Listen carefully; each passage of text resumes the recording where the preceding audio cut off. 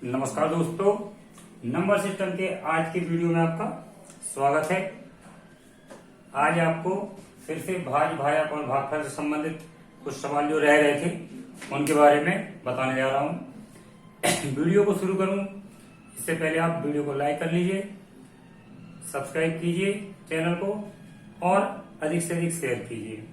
चलिए, आज का पहला प्रश्न क्या है?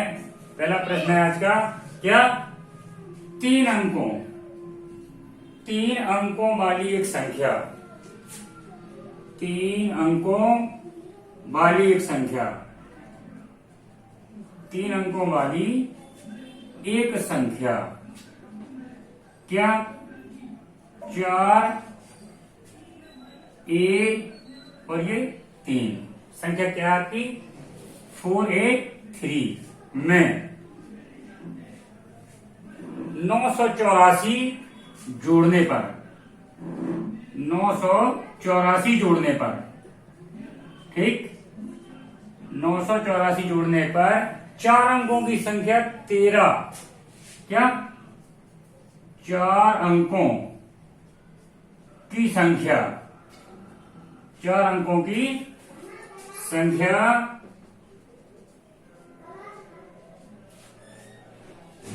13B7 प्राप्त होती है,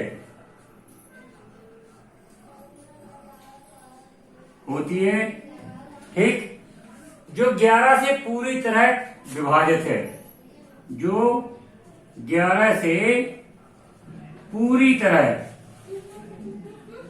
विभाजित है, ठीक।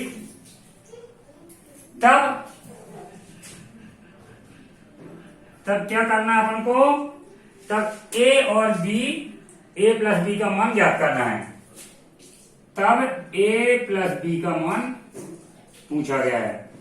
दोस्तों बहुत अच्छा सवाल है, आप देखिए क्या है इस सवाल में। 3 अंकों की कोई संख्या है, उसका इकाई का अंक 3 है, दहाई का अंक ए है और सैकड़ा का अंक क्या है 4 है। उसमें अपन को 984 जोड़ना है। 984 जब अपन जोड़ते हैं तो 4 अंकों की संख्या 1300 क्या 1, 3 ये बी और 7, ठीक, ये प्राप्त होती है। और जो प्राप्त हो रही है, ठीक है, 13B7 प्राप्त होती है, जो 11 से पूरी तरह विभाजित है। किससे? 11 से पूरी तरीके से विभाजित है। तब a प्लस बी का मान ज्ञात करना है। देखिए दोस्तों, सवाल बहुत अच्छा है और आपने अगर 11 की विभाज्यता का नियम पढ़ा होगा तो ये सवाल आपको समझ में आ गया होगा। देखिए बताते हैं, दिया है संख्या 4, 1, 3, किसमें जोड़नी है? इसको जोड़ना है आपको 984 में, 984 में इसको जोड़ना है। इसको जोड़ने पे प्राप्त क्या हो रहा है? इसको जोड़ने पे देखिए ये अपना 7 हो गया, इधर इन्होंने कहा है B और ये 9 4 13, ये प्राप्त हो रहा है, ठीक। इस संख्या में इस संख्या को जोड़ेंगे तो ये प्राप्त हो रहा है, जोड़ दिया। और जो संख्या ये प्राप्त हो रही है, कह रहे हैं 11 से पूरी तरीके से विभाजित है, 11 से पूरी तरीके से ये संख्या कट रही है, तो कह रहे हैं a प्लस बी का मान निकालिए। तो दोस्तों अगर आपको याद हो तो मैंने 11 की विभाज्यता का नियम आपको बताया था कि ऐसी संख्या जिसमें सम स्थानों पे दिए गए अंक और विषम स्थानों पे दिए गए अंकों का अंतर यदि 11 से विभाजित है तो वो संख्या 11 से विभाजित होगी। कैसा? ये आपका अगर स्थान की बात की जाए, ये लिखा है आपका कितना 13B67, ये अपना क्या है विषम स्थान 1 नंबर, ये विषम स्थान, ये दूसरे नंबर पे दिया है ये आपका सम स्थान, ये 1 है, ये 3 है, ये 2 है, ये 4 है, 1 2 3 4। तो क्या बताया था मैंने 11 की विभाज्यता का नियम, यदि आपको याद हो कि 1 और 3 पर अंकों का योग और 2 और 4 के अंकों का योग, सम और विषम स्थानों के अंकों का योग अगर आपस में अंतर अगर 11 से कट जाता है, देखिए 7 और 3 को जोड़ा आपने, कितना आया, यह आया आपका 4। ठीक, या आपने 1 और 3 को जोड़ा, कितना आया आपका 1 + 3 बराबर आपका कितना आया 4। और ये 4 में आपने आपने 7 में 3 को जोड़ा, ये आपका अंक दिया गया है, आपने 3 और 7 को जोड़ा, 1 और 3 स्थान पे जो संख्या दी गई है आपकी विषम पे, तो आपने जोड़ा 7 और 3, ये आपका आया 10। फिर आपने किसको जोड़ा, 2 दूसरे स्थान पे और चौथे स्थान पे, तो ये आपकी संख्या कौन सी है, 1 और b। 1 और b को जोड़ा तो आपने कितना आया आपका 1 + b। अब 10 में से आप 1 + b को घटा दीजिए, ठीक है ना, 10 में से आपका 1 + b घटा दें और 0 आ जाए, क्या 10 में से 1 + b को घटा दें तो 0 आ जाए, या ऐसी संख्या आ जाए जो 11 से पूरी पूरी कट रही हो, तो वो संख्या, ये दी गई पूरी संख्या कौन सी, 13, 20, 68, ये जो संख्या आपकी दी गई है, ये आपकी 11 से पूरी तरीके से कट जाएगी। तो देखिए शर्त लगाते हैं, शर्त अपनी क्या कहती है, 10 - 1 धन b बराबर कितना चाहिए अपन को, 0। ठीक, अगर इतना आता है तब ये संख्या आपकी 11 से कटने वाली है। ठीक, ये मैं अंक मिटा दूं, आप कंफ्यूज न होना। मैंने जोड़ा है पहले किसको, 7 और 3 को, इधर मैंने 1 और b को जोड़ा है, फिर इसको घटाया है। जब घटाएंगे अपन ने 11 से विभाज्यता की शर्त लगाई, तो ये आएगा आपका कितना, 10 - 1 - b बराबर 0। 10 में से आपका 1 जाएगा, कितना बचा, 9 - b बराबर 0, और b बराबर आपका हो जाएगा 9। b बराबर आपका 9 प्राप्त हो चुका है, क्योंकि आपने 11 से विभाज्यता की शर्त लगा दी। आप चाहते हैं लिख लीजिए 11 से विभाज्यता की शर्त है।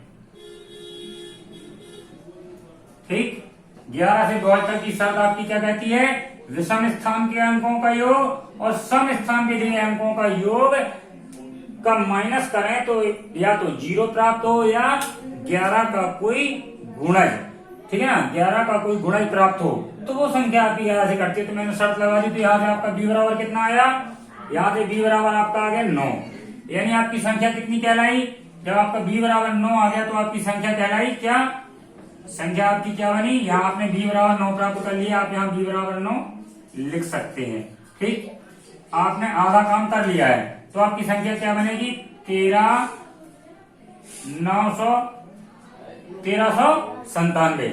अब आपकी संख्या बनी 1397।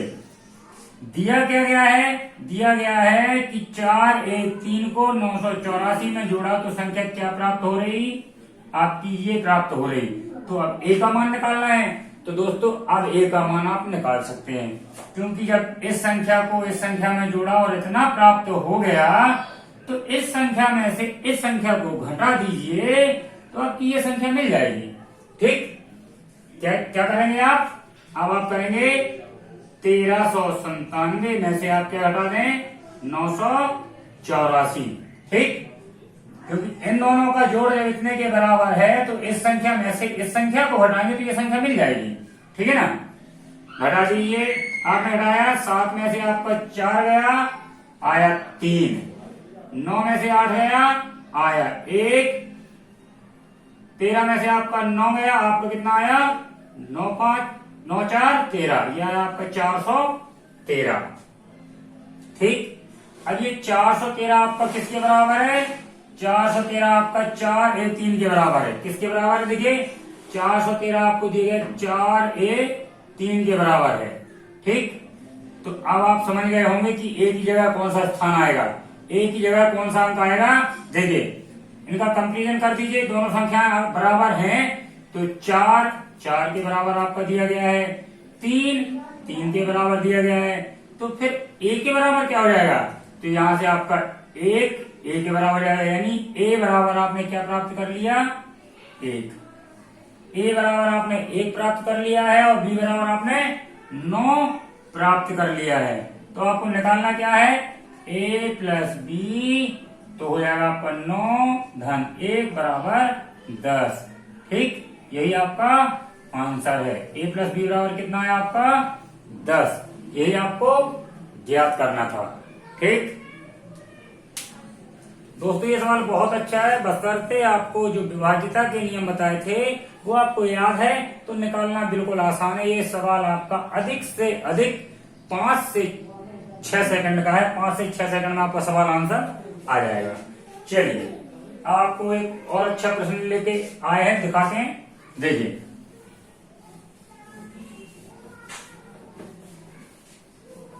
आपका अगला प्रश्न है,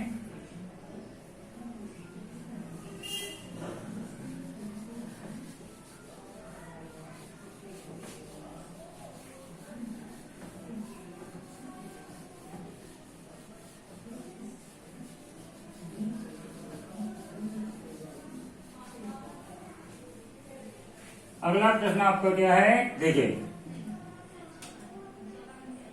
अगला प्रश्न है आपका 4 की घाते 61 धन 4 की घाते 62 धन 4 की घाते 63 धन 4 की घाते 64 दी गई, क्या दी गई किस संख्या से, दी गई किस संख्या से पूरा विभाजित है, पूरा पूरा विभाजित है। दी गई संख्या क्या है, 3, 10, 11 और 13। ठीक, ये हो गया आपका तीसरा। चलिए तो सवाल क्या है, सवाल है 4 की घाते 61, 4 की घाते 62, 4 की घाते 63 धन 4 की घाते 64। ये आपका दी गई संख्या 3, 10, 11, 13 में से किससे पूरी तरीके से कट रहा है। तो देखिए आपको इस संख्या का पता लगाना है कि ये संख्या जो आपकी दी हुई है ये 3 से पूरी कटेगी कि 10 से कटेगी, 11 से कटेगी कि 13 से। तो उसके लिए हम थोड़ा सा एक स्टेप हल कर लेते हैं।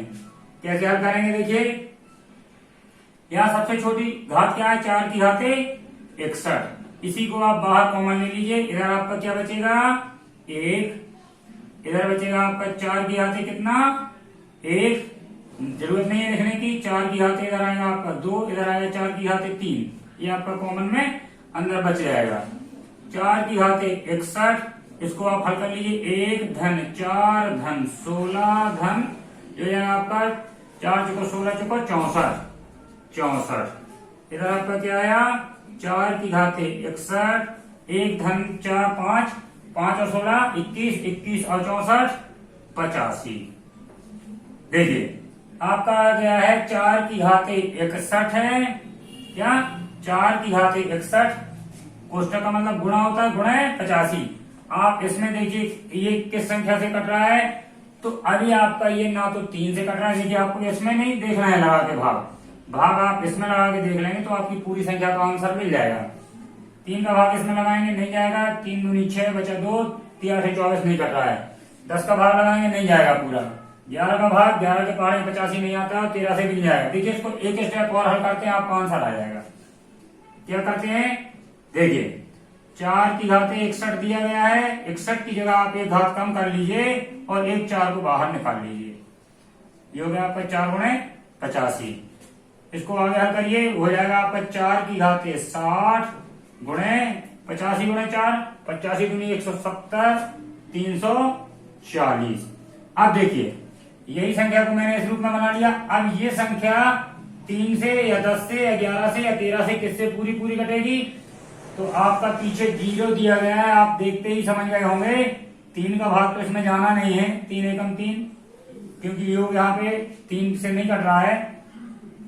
10 से आपका पूरा पूरा भाग इसमें चला जाएगा। देखिए 0 से 0 कट गया, आपका शेष भागफल कितना बच जाएगा 4 की घाते 60 गुणे 34। ठीक, यानी दी गई संख्या आपकी जो 4 की घाते 61 प्लस 62 प्लस 63 है, आपकी 10 से पूरी पूरी कट जाएगी। यही आपका आंसर है।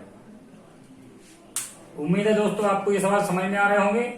बहुत ही अच्छे सवाल हैं और ये आप सवाल अधिक से अधिक लगाइए ताकि आपकी कैलकुलेशन की स्पीड थोड़ा बढ़ सके। बाकी मैं RS अग्रवाल का लगभग हर सवाल आपको बता रहा हूं। चलिए एक और बहुत अच्छा प्रश्न है जो आपका अधिकांशता हमेशा ही पूछा जाता है। चलिए उस पर भी डिस्कशन हो जाए। ये आपका सवाल आपने कई एग्जाम के पेपर अगर देखे हो तो मिला होगा। वह छोटी से छोटी संख्या क्या है? तीसरा प्रश्न है, वह छोटी से छोटी, वह छोटी से छोटी संख्या क्या है जिसमें 5, 6, 8, 9, 12, जिसमें 5, 6, 8, 9, 12 से भाग देने पर प्रत्येक स्थिति में एक शेष बचे। प्रत्येक स्थिति में एक शेष बचे, ठीक, परंतु 13 से भाग देने पर कोई शेष ना बचे। परंतु 13 से भाग देने पर, 13 से भाग देने पर कोई शेष ना बचे, ठीक। देखिए दोस्तों बहुत अच्छा सवाल है आपका। वह छोटी से छोटी संख्या क्या होगी जिसमें 5, 6, 8, 9, 12 से भाग दें तो प्रत्येक स्थिति में एक शेष बचे, परंतु 13 से भाग दें कोई शेष ना बचे। देखिए दोस्तों आपने लघुत्तम महत्तम के सवाल में पढ़ा होगा कि दी गई संख्याएं जैसे 5, 6, 8, 9, 12 हैं, वह छोटी से छोटी शब्द आप समझ गए होंगे। छोटी से छोटी संख्या यानी आपको इनका लघुत्तम लेना है, ठीक। चलिए छोटी से छोटी संख्या आप इससे समझ गए होंगे ये लघुत्तम लेने के लिए बोला है, ठीक है ना। तो जब आप 5, 6, 8, 9, 12 का लघुत्तम लेंगे तो वह छोटी से छोटी संख्या आपको मिल जाएगी जो 5 से 6 से 8 से 9 से 12 से पूरी विभाजित हो रही होगी। चलिए निकालते हैं। 5, 6, 8, 9 और 12, इसका आप एलसीएम निकालिए। इसका एलसीएम क्या आएगा? 5। इसको आप काटिए 2 से, या ठीक है 2 से काट दीजिए। यह है आपका 5, यह है आपका 3, यह है 4, यह है 3, यह है आपका कितना 6। फिर से 2 से काट लीजिए। इधर आया आपका 5, इधर आया आपका 3, इधर आया आपका क्या 2, यह है आपका 3 और ये आपका 3। चलिए अब इसमें 3 ज्यादा दिख रहे हैं। अब पहले आप इसको 3 से काट लीजिए। 3, 5, ये आपका 1, इधर आया आपका 2, इधर आया आपका 1, इधर आया आपका 1। चलिए दोस्तों अब आपको आगे इसको करने की जरूरत नहीं है क्योंकि आपके लास्ट में क्या बचा है? इधर आपका 5 बचा है, इसके लिए एक बार 5 से गुणा करना ही पड़ेगा। इधर आपका 1, 2 बचा है यानी एक बार 2 का आपको गुणनखंड लगाना ही पड़ेगा। बाकी आपका 1, 1 मिल चुका है यानी इसका एलसीएम क्या कहलाया? 2 गुणे 2 गुणे 3 गुणे 5 गुणे 2। चलिए इसका गुणा कर लीजिए। 2 गुणे 2 गुणे 2, 1, 2, 3, 3 बार आपका 2 आया इधर, गुणे 3 गुणे 5। चलिए 2 दूनी 4 दूनी 8, 8 3 24 और 24 पंचे, देखिए 24 पंचे कितना होता है? 12 पंचे होता है आपका 60 और 24 पंचे हो जाएगा 120, ठीक। ये आ गया आपका कितना? 120। सही तो है ना? 3 2 2 दूनी 4, 4 3 12, 12 पंचे 60, 60 दूनी 120। चलिए प्रत्येक संख्या जिसमें इतने से भाग देने पर प्रत्येक स्थिति में एक शेष बचे। ठीक ठीक।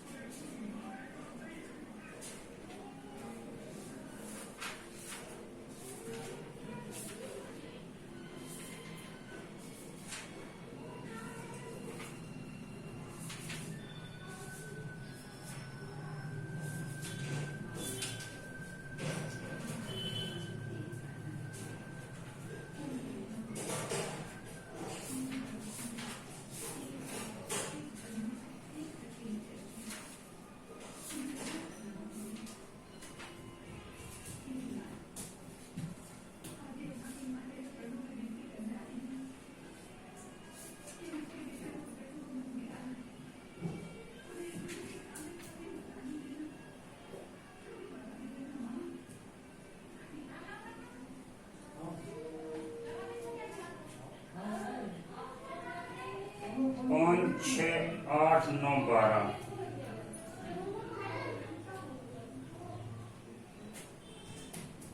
ये आपका एलसीएम 120 तो नहीं आना चाहिए, कहीं ना कहीं थोड़ा सा गलत हो रहा है। क्या हो रहा है फिर से चेक करिए इसको। 5 इधर बचा आपका 5 6 8 9 12, इधर आपका 3, इधर आपका 4, इधर आपका 3, 2 से काटा, ये आपका गलत हुआ इधर। देखिए इधर आपका 9 ज्यों का त्यों है, 2 से फिर काटा, इधर भी आपका 9 ज्यों का त्यों है। ठीक। अब आपने 3 से काटा तो आपका इधर 3 एकम 3, 3 तिरका 9 और 3 एकम 3, यानी एक 3 का गुणा और हो जाएगा। 2 दूनी 4, 4 3 12, 12 पंचे 60, 60 दूनी 120 गुणा 3, अभी 3 और रह गया गुणा होने के लिए। ठीक। ये हो जाएगा आपका 120 गुणा 3 बराबर 360। ठीक।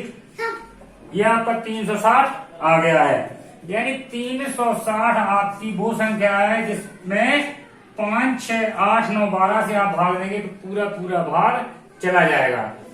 तो वो कह क्या रहे हैं, आपको पूरा पूरा भाग देने के लिए नहीं कह रहे हैं, वह छोटी से छोटी संख्या याद करना जिसमें इतने से भाग देने पर प्रत्येक स्थिति में एक शेष बचे। एक शेष कब बचेगा, जब आप इसमें +1 कर दें। क्या, इसमें आप +1 कर दें, यानी कि 360 में 1 और जोड़ दें, फिर आप इनसे भाग देंगे तो 360 में तो पूरा पूरा जा ही रहा है, +1 कर दिया, यानी कि अब एक शेष आपका बचेगा। लेकिन जरूरी नहीं वह संख्या आपकी 360 ही हो, 360 का कोई भी गुणा हो सकती है। तो आप क्या करेंगे, 360 के साथ एक चर संख्या के ले लिया, के का मान आप 1 रखें, 2 रखें, 3 रखें, 4 रखें, जो भी रखना है वो होगा, है ना। तो वह छोटी से छोटी संख्या आपकी 360 के +1 हो जाएगी, क्योंकि इसका भाग आपका 360 में पूरी तरीके से जाएगा। 5 का 6 का 8 का 9 का 12 का 360 में पूरा पूरा जाएगा, और इसमें अगर के का गुणा भी कर दिया मैंने तो उसमें भी पूरा पूरा जाएगा। किसी भी संख्या का गुणा कर दें अब भाग पूरा जाएगा, लेकिन प्रत्येक स्थिति में शेष 1 बचाना है, तो संख्या आपकी क्या होगी, 360 के +1। चलिए अब ये क्या कर रहे हैं कि प्रत्येक स्थिति में एक शेष बचे, तो वो संख्या तो आपको मिल गई 360 के +1, है ना, परंतु 13 से भाग देने पे कोई शेष ना बचे। तो अब 13 से इसको भाग दीजिए कि कोई शेष ना बचे। तो देखिए 13 से भाग देने पे क्या संख्या, ये अपनी के का मान क्या रखें कि ऐसी संख्या बने जो 13 से पूरी तरीके से कट जाए। तो 13 का भाग दीजिए, पहले 13 का आपने भाग लगाया इसमें 360 के +1, आपने इसमें भाग लगाया 13 का, 13 दूनी ये हो गया आपका 26, इधर आया आपका क्या 13 39, ये आपका 0 हो गया, इधर आपका 1, 10 आपका शेष बचा। ठीक। अब आप अंक उतारेंगे कितने का, 0 का अंक उतारेंगे आप कितने का, 0 का। फिर से पढ़ा पड़े 13 7 91, कितना बचा आपका इधर, ये बचा आपका 9। ठीक। 9 आपका बचा है। अब आपको यहीं से कैलकुलेट करना है कि के की वैल्यू आप क्या रखें कि दी गई संख्या आपकी पूरी की पूरी 13 से कट जाए। तो देखिए दोस्तों, इस सवाल में अब आपको समझने के लिए एक छोटी सी चीज है, वो आपको समझनी पड़ेगी। कैसा? मान लीजिए आपने 9 में भाग लगाया, कितने का? 4 का। कितने का? 9 में भाग लगाया 4 का।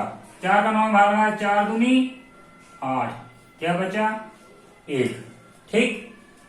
अब 9 का दुगना, 9 में 2 का गुणा करके 18 में भाग लगाया। ये आपने 18 में अब 4 का भाग लगाया। क्यों लगा रहे हैं मैं वो आपको बता रहा हूं। ठीक है। 4 चौको 16, कितना बचा? 2। 9 की 27 में भाग लगाया 4 का, 4 छंग 24, इधर बचा आपका 3। 36 में भाग लगाया, क्या? 9 दूनी 18, 9 की 27, 9 चौको 36। 36 में आपने 4 का भाग लगाया तो आपका कितना बचेगा? 4 नाम 36, यानी आपका इधर 0 हो जाएगा। चलिए, ये मैंने क्यों किया है अब वो भी आप समझ लीजिए। ये करने के पीछे मेरा सिर्फ एक मकसद था कि 4 से मैंने भाग लगाया तो 1 शेष बचा। इसके गुणज 9 का गुणज 18 होता है। 9 दूनी 18, 9 की 27, 9 चौका 36, 9 पना 45। तो इसके गुणज में हम भाग लगाते जाएंगे। तो पहले शेष 1 बचा, फिर शेष 2 बचा, फिर शेष 3 बचा, और जब चौथी बार भाग लगाएंगे, क्या? 36 में 4 का भाग लगाएंगे, 4 नाम 36, फिर शेष कुछ नहीं बचा। यानी कहने का मतलब मेरा ये है कि 360 के प्लस 1 में आपका 9 शेष बच गया है। ठीक है ना? 9 आपका शेष यहाँ बचा है। तो के का मान हम 1 2 3 करके कितना रखते जाएं कि ये संख्या 360 के आपकी 13 से पूरी कट जाए। 360 के आपकी 13 से पूरी कर जाए। तो आपको मालूम है 13 का पहाड़ा पढ़िए, 13 एकम 13, 13 दूनी 26, 13 की 39, ठीक है ना? 13 चौको 52, 13 पना 65, 13 छह 78, 13 7 91, 13 अट्ठे 104, 13 नम्मा 117, ठीक है ना? 13 नम्मा 117 और 13 धाम 130। तो देखिए दोस्तों, आपको यहाँ कितना चाहिए है? पहली बार में 9 बचा, दूसरी बार में 18 बचेगा, तीसरी बार में आपका कितना बचेगा? 27 बचेगा। और जब आप क्या इसका 10 बार गुणा कर लेंगे, यानी के का मान आप कितना रख लें? के का मान अगर आप 10 रख लें, कितना रख लें? के का मान आप अगर 10 रख लें तो कितना हो जाएगा? 9 धाम बनेगा आपका कितना? 90। के का मान आप 10 रख लेंगे तो इधर आपका कितना हो जाएगा? 9 धाम 90, और प्लस आपका 1 दिया गया है जो 91 हो जाएगा। तो 13 7 91, ठीक है ना? 13 7 91, फिर आपका ये 13 से पूरा कट जाएगा। यानी कहने का मतलब ये है, जब आपका 9 यहाँ पे शेष बचा है तो 9 को आप कितने से गुणा करें कि आपका 13 के भाग में आने लगे? तो 9 को आप 10 से गुणा करिए तो हो जाएगा 9 धाम 90, और प्लस 1 आपका इधर दिया गया है तो हो जाएगा 91। यानी के का मान कितना रखें? 10। आपका आंसर हो जाएगा के बराबर 10। आप चाहें तो इसको चेक भी कर सकते हैं। के का मान इधर 10 रखिए, ये हो गया आपका 36 0 360, गुणे करेंगे आप 10 धन 1, क्योंकि आपकी संख्या ये प्राप्त हुई थी। ये आपकी बन जाएगी संख्या 36 0 1 0 और बढ़ जाएगा, और इसमें जब प्लस 1 करेंगे तो आपकी संख्या क्या बन जाएगी? इतनी। अब इसमें आप 13 से भाग लगाइए। जब आप 13 से भाग लगाएंगे कितना आएगा? 13 दूनी 26, ये बचा आपका 10, अंक उतारा 0 का, ठीक है ना? 13 7 91, इधर बचा आपका 9, अंक उतारा 1 का, 13 7 91। ये संख्या आपकी के बराबर 10 रखने पर, के बराबर 10 रखने पर ये पूरी संख्या आपकी 13 से कट गई और शेष आपका कुछ नहीं बचा, ठीक है ना? और इसी संख्या में आप इन संख्याओं से अब भाग दीजिए। आपकी संख्या कितनी प्राप्त हुई है? 3601। 3601 में आप चाहे 5 से भाग दिए, चाहे 6 से, चाहे 9 से, चाहे 12 से, हर स्थिति में आपका एक शेष बच जाएगा। ठीक, आपका एक शेष हर स्थिति में बच जाएगा। देखिए दोस्तों, ये सवाल थोड़ा सा आपको दिमाग खर्च करना पड़ेगा, और दिमाग आप खर्च करिए तो आपसे ये सवाल बन जाएगा। इस तरीके के आपके कई बार सवाल पूछे गए हैं, बशर्ते करते क्या है, पढ़ने वाले सवाल को पढ़ते नहीं हैं और पढ़ाने वाले इस सवाल को छोड़ देते हैं, क्योंकि जानते हैं कि इस सवाल को पढ़ाएंगे इतने में आपके 5 से 6 सवाल और निपट जाएंगे। ठीक है ना। तो पढ़ने वाले पढ़ने में इंटरेस्ट नहीं लेते और पढ़ाने वाले इस तरीके के सवाल कभी उठाते नहीं है। लेकिन मैंने आपका ये सवाल इसलिए आपको बताया है कि भाई अगर इस तरीके का सवाल आता है तो आपको छोड़ना बिल्कुल नहीं है। ठीक, अगर इस तरीके का आपका सवाल आता है तो आपको छोड़ना बिल्कुल नहीं है। ठीक, चलिए आपको आगे और एक सवाल बताते हैं, क्योंकि जो सवाल लेंदी होते हैं उनको अधिकांशतः कोई भी पढ़ाए वो इस तरीके के सवाल लेता ही नहीं है, क्योंकि इनमें समय अधिक खर्च होता है और कुछ कम ही लोग इसको समझ पाते हैं। हर स्टूडेंट की समझ में ये सवाल नहीं आते हैं। लेकिन जहां तक उम्मीद है, मैंने आपको ये सवाल बताया है, सभी के समझ में आ गया होगा। और आप एक बार खुद से ट्राई करिए। आपका RS अग्रवाल का कोई भी सवाल हो, RS अग्रवाल का एक भी सवाल आपका नहीं छोड़ेंगे, सारे सवाल लगवाएंगे। चलिए अगला प्रश्न लेते हैं। 2 क्रमागत विषम संख्याओं के वर्गों का अंतर, 2 क्रमागत विषम संख्याओं के वर्गों का अंतर निम्न में से किससे विभक्त होगा? निम्न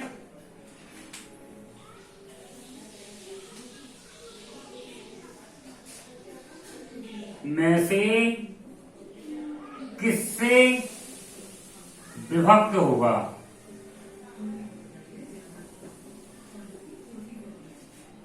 आपके ऑप्शन दिए गए हैं 3, 6, 7, 8।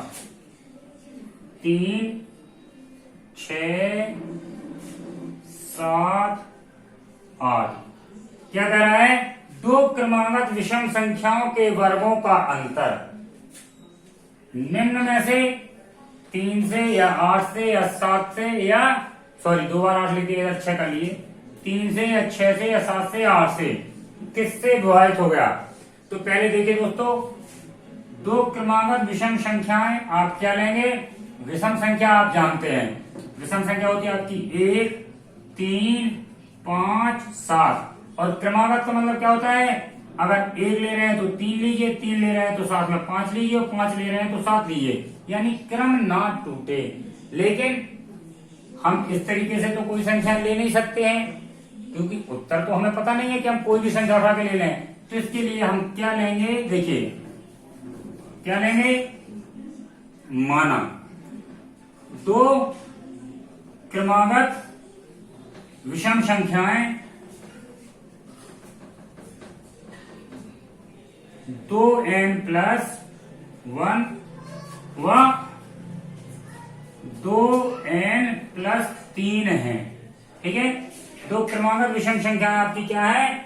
2n+1 और 2n+3। यहाँ n का मान जो भी है रख सकते हैं, है ना। अभी तो हमें मालूम नहीं है n का मान क्या है। अगर n का मान लीजिए आप 1 रख भी देते हैं, या 0 से शुरू करते हैं, 1 रख दीजिए।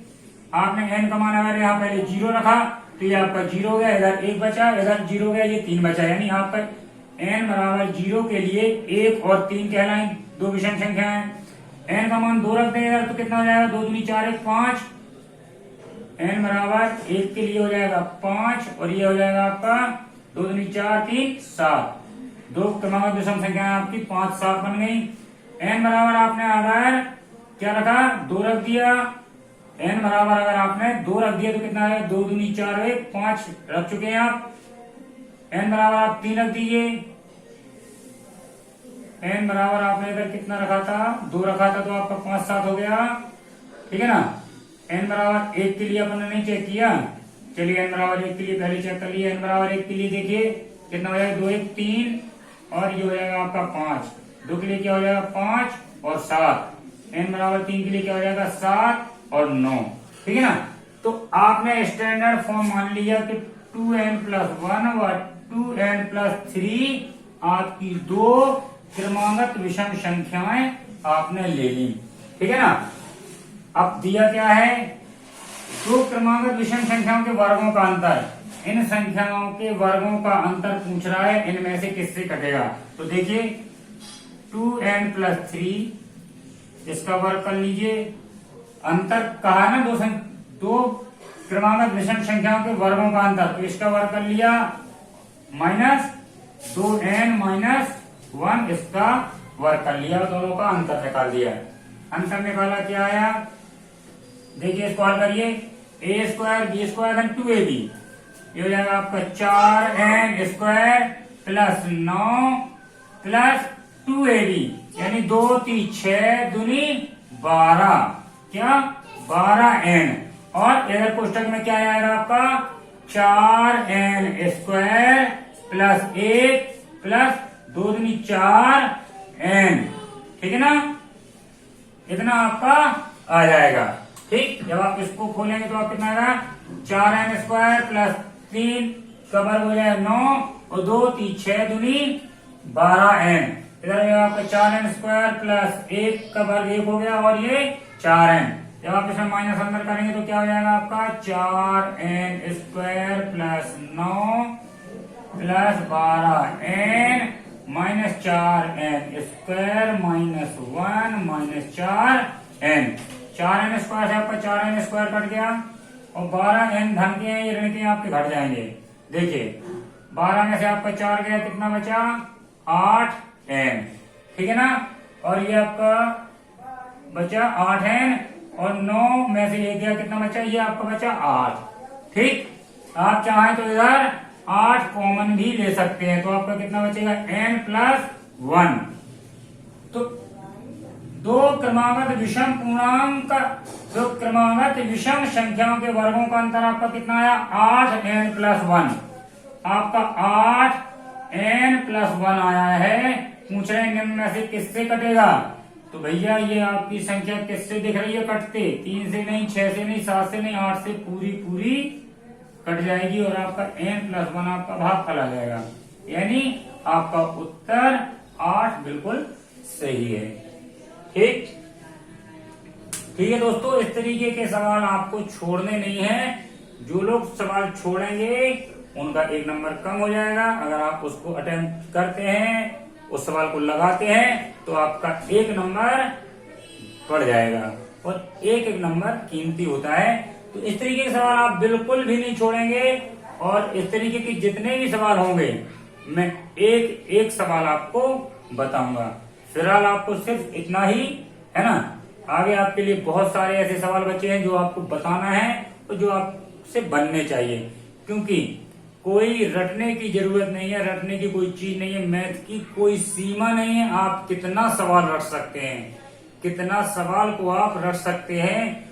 और इसमें कोई सवाल ये भी नहीं होता है, ये मान सकते हैं कि प्रायिकता होती है कि भाई ये सवाल अधिकांशतः पूछा जाता है, लेकिन किसी सवाल का ये निश्चित तो होता नहीं कि यही सवाल पूछा जा सकता है।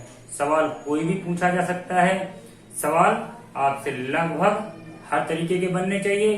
जो ट्रिक के सवाल हैं उन्हें आप ट्रिक से लगाइए, जिनमें ट्रिक नहीं काम करती, भाई सेल्फ है गाड़ी में अच्छी बात है, अगर सेल्फ नहीं है तो आपसे किक मारते भी बननी चाहिए, ठीक है ना। जरूरी नहीं आप सेल्फ के भरोसे ही बने रहें, वहां आप पैरों का उपयोग करके किक मारिए और अपने काम पे जाइए, ठीक है दोस्तों।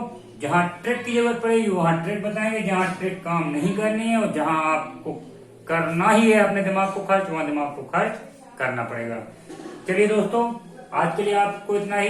वीडियो पसंद आया हो तो इसको लाइक करिए, सब्सक्राइब कीजिए चैनल को और दोस्तों में शेयर कीजिए। यही आपकी गुरु दक्षिणा है। और कुछ नहीं। नमस्कार, गुड नाइट।